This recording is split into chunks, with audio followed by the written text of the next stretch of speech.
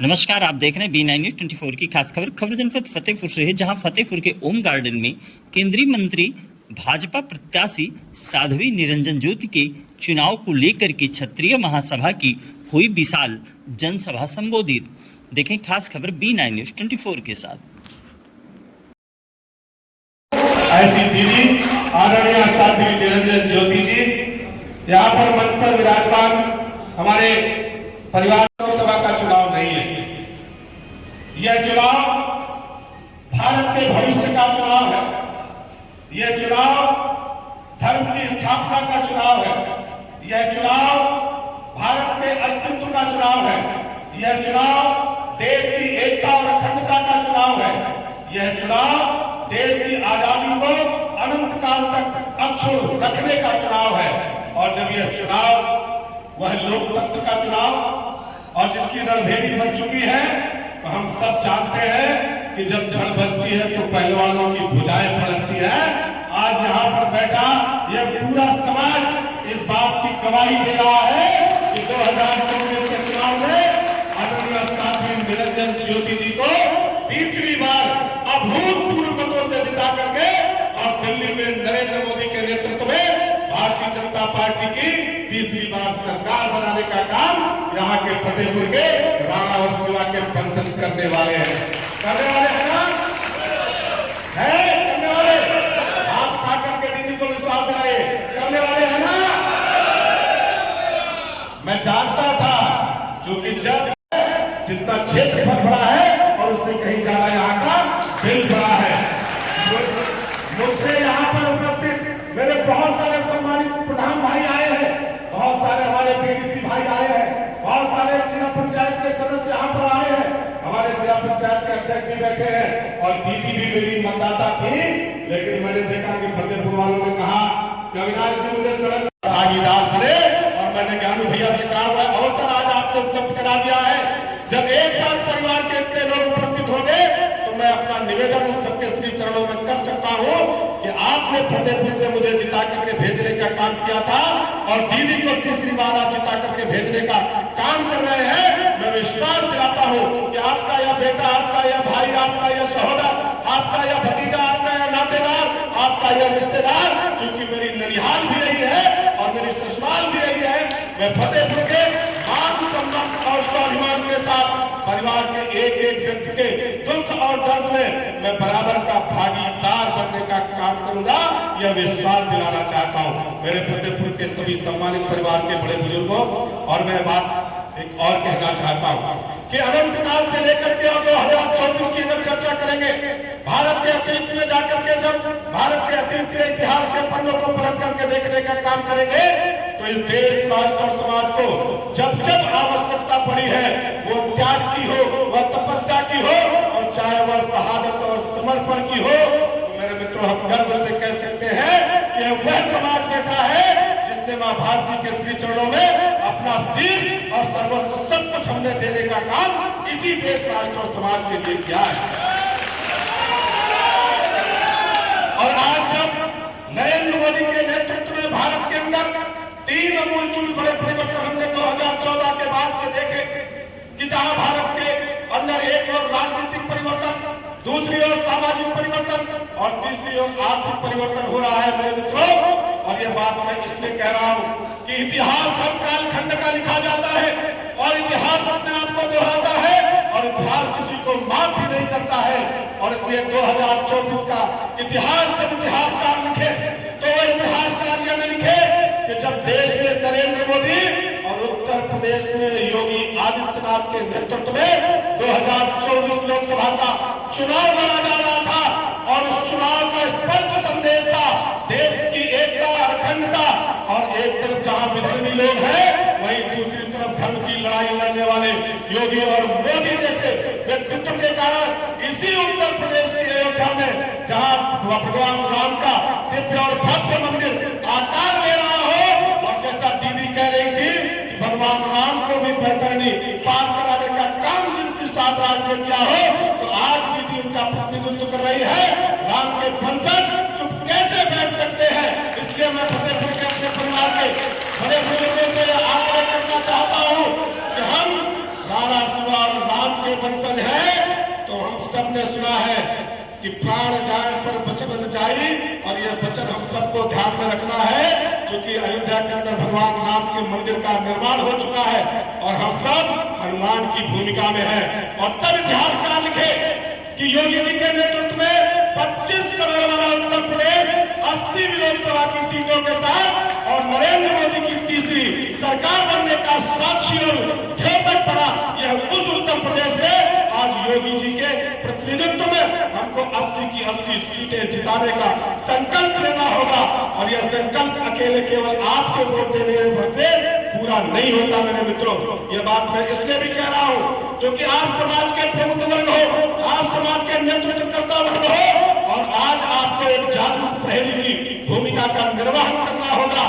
आपको अपने इष्ट मित्र पड़ोसियों के साथ साथ नाते रिश्तेदार और सहयोगी और दोस्तों और मित्रों के साथ वह चाहे दूरभाष के माध्यम से ही संवाद को स्थापित करना होगा। और तब इतिहासकार लिखे कि मोदी जी के नेतृत्व में देश में और योगी जी ने 80 सीटों के साथ भारत को विश्व गुरु के स्थान पर स्थापित कराने में उत्तर प्रदेश की बड़ी भूमिका थी, और इसलिए जीत का जीतना आवश्यक है मेरे मित्रों। इसलिए आप सबको यह बात हमें ध्यान में और ध्यान में रखनी होगी, क्योंकि मेरे मित्रों हम सब ने 14 वर्षों तक इसी उत्तर प्रदेश में एक बार सपा, दूसरी बार बसपा, तीसरी बार सपा, फिर चौथी बार बसपा, और हमने देखा था कि उत्तर प्रदेश की भोली भाली जनता को किस कदर लूटने का काम इन्होंने किया था। जो तथाकथित धरती पुत्र कहलाने वाले आज तो इस लोक में ही नहीं है, पर लोक में होंगे तो उनको लग रहा होगा कि उत्तर प्रदेश की जनता के साथ कैसा छलावा किया था। हम सब जानते हैं कि सपा और बसपा के साथ कैसा म्यूचुअल गठबंधन था। दोनों ने तालमेल बना रखा था और वो कहते थे कि तोसम पुरुष न मोहसम नारी और यूपी लूटो बारी बारी। और इस उत्तर प्रदेश को फलताहार उत्तर प्रदेश बनाने का पाप अगर किसी पार्टी ने किया है तो वो कांग्रेस, सपा और बसपा के नेताओं ने करने का काम किया है।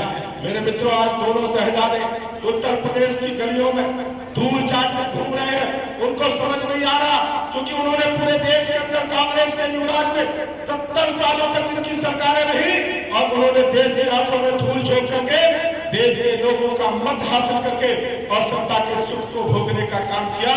वही उत्तर प्रदेश के अंदर समाजवादियों की सरकारें जब आई तब तक बिहारों का विकास हुआ, गुंडों और अराजकता करने वाले लोगों का विकास हुआ।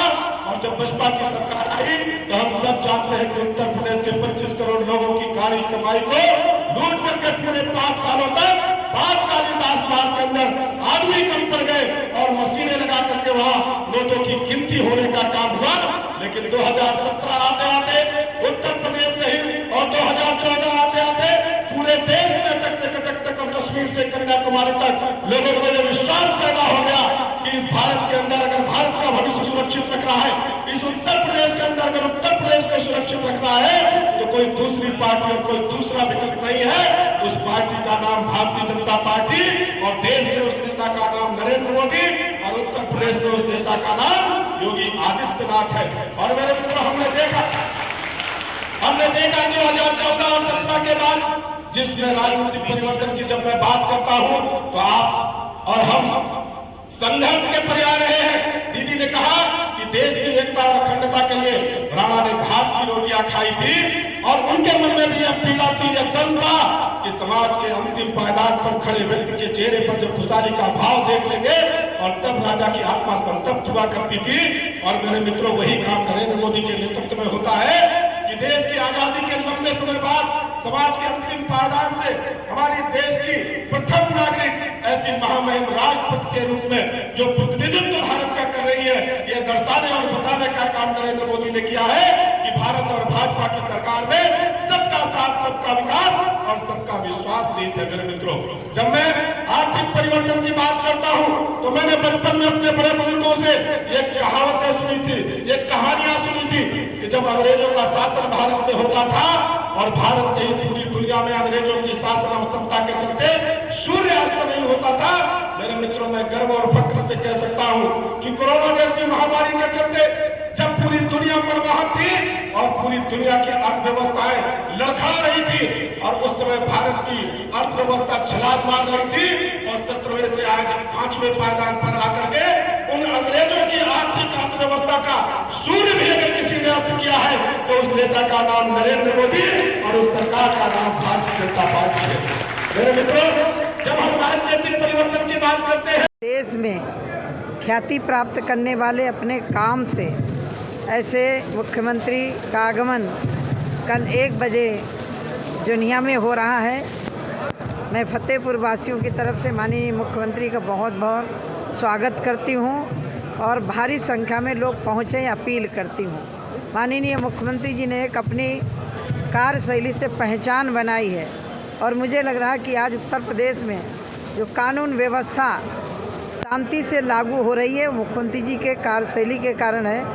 आप देख रहे हैं कि बड़े बड़े माफियाओं को माननीय मुख्यमंत्री जी ने मिट्टी में मिला दिया है। आज पूर्वोत्तर में कोई भी माफिया नहीं दिखाई पड़ रहा।